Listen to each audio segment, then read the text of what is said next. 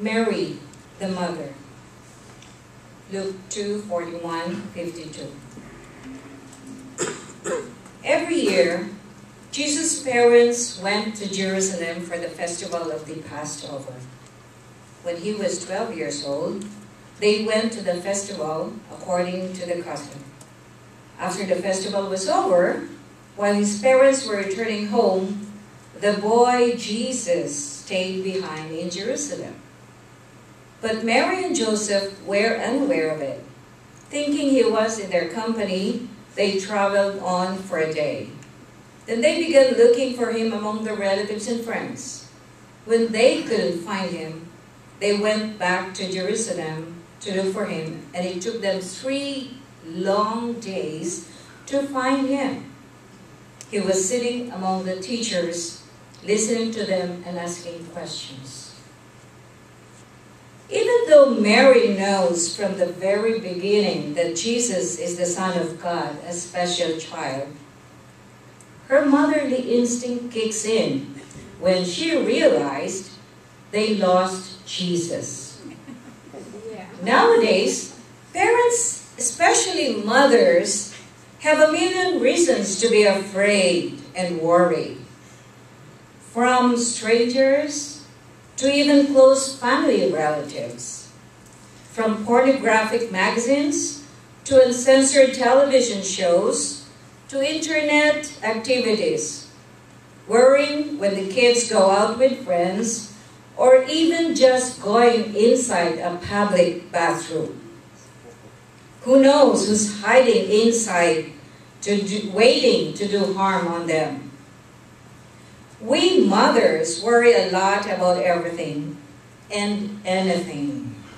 Seems like we have worry as our middle name, or it could even be our first name.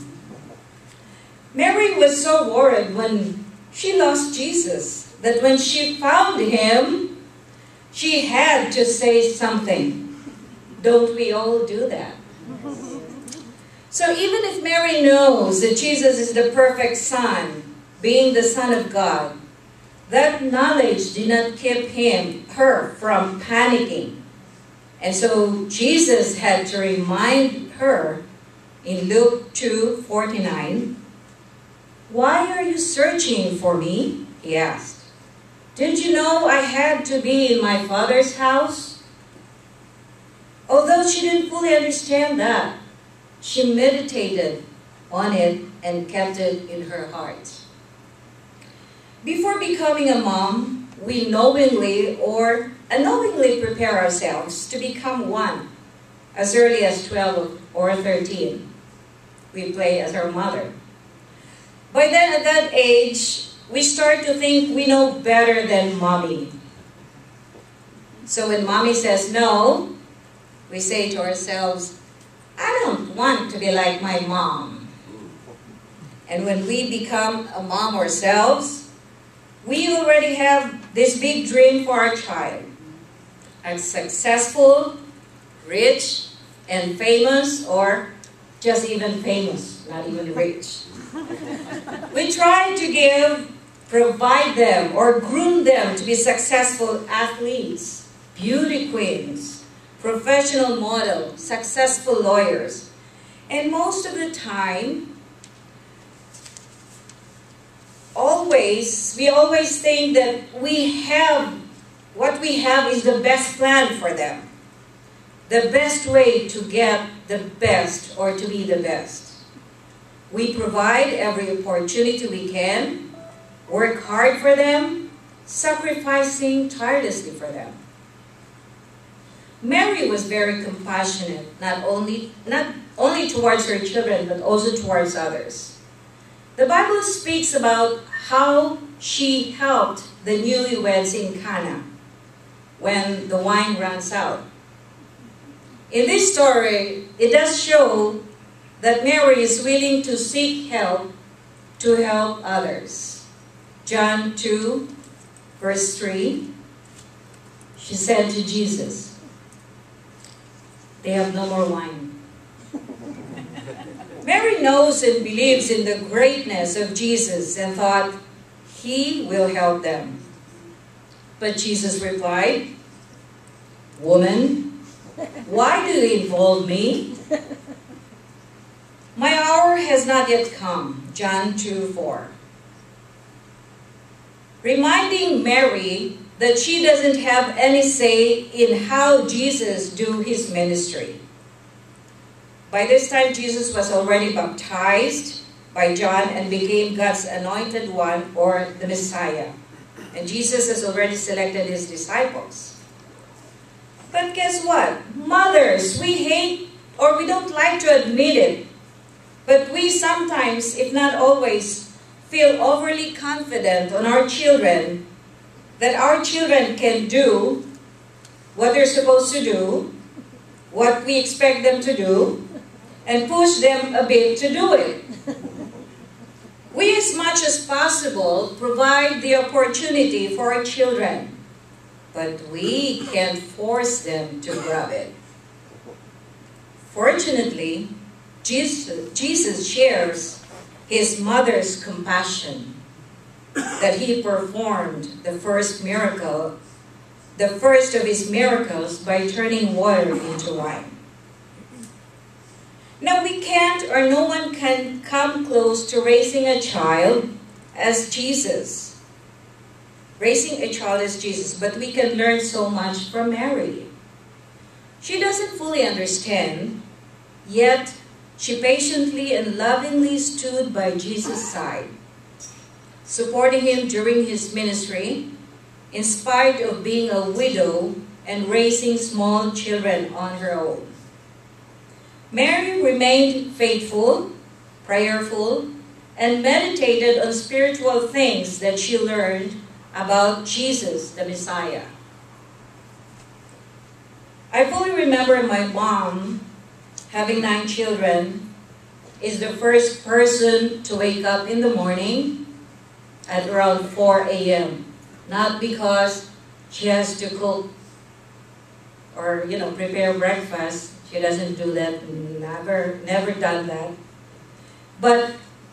And the last person to go to sleep, not because she has to clean the house, keep the house tidy before going to sleep. She also doesn't do that. But she wakes up early morning to kneel and pray. She's the last person to sleep because she kneels and prays. I asked my mom one time, why do you have to pray for so long, like 2 hours? That you have to wake me up if we don't have help. I have to get up early too, not to pray with her, but to prepare breakfast. So I asked my mom, why do you have to pray for 2 hours? My mom said, I have 9 children. I have to pray for each one of you by name. So, one of the many ways a mother can show her love to her grown children is to let him grow. To a grown child is to let him go and grow outside her control. God loves our sons and daughters so much, more than we love our children, more than we love them. It shows God's love is more or greater than our love to our children because God gave his only begotten Son to save our children, to save us. And Jesus willingly went through the torture and died on the cross for our children. Now, as Jesus was growing up, Mary, the mother of Jesus, must have only great things playing in her mind for Jesus. Happy great things because Jesus is the Son of God. So can you imagine how she felt when Jesus was arrested? While Jesus was tortured? And when Jesus was nailed on the cross and died? Mary was there. They say that the death of a child is the worst, most painful loss a human can face. Is it possible to survive such tragedy? Luke 2:34-35. Mary remembers this. Then Simon blessed them, Joseph, Mary, and Jesus, and said to Mary, his mother, "Behold, this child is destined for the falling and rising of many in Israel, and a sign which will be spoken against. Yes, a sword will pierce through your own soul also, and that the thoughts of many hearts revealed." Mary didn't fully understand those words at the time. So how does Mary survive the sword? Her great love and faith in God, which is beyond understanding. Now, did Jesus ever show concern for his Father as he was hanging on the cross? Yes. One of the last 7 words Jesus had spoken was about his mother. Jesus knows his mother's strength and value.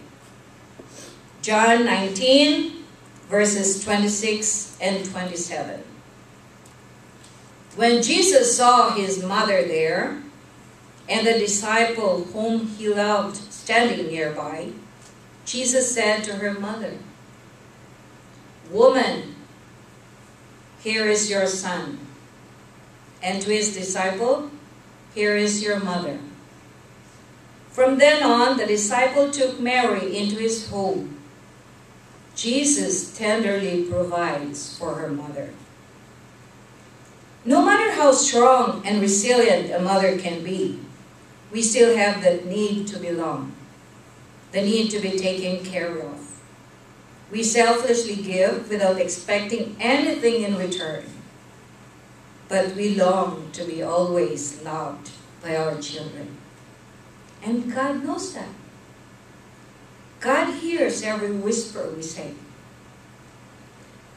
hears every sigh we make, every drop of our tears. And he wants us to know he cares. Happy Mother's Day.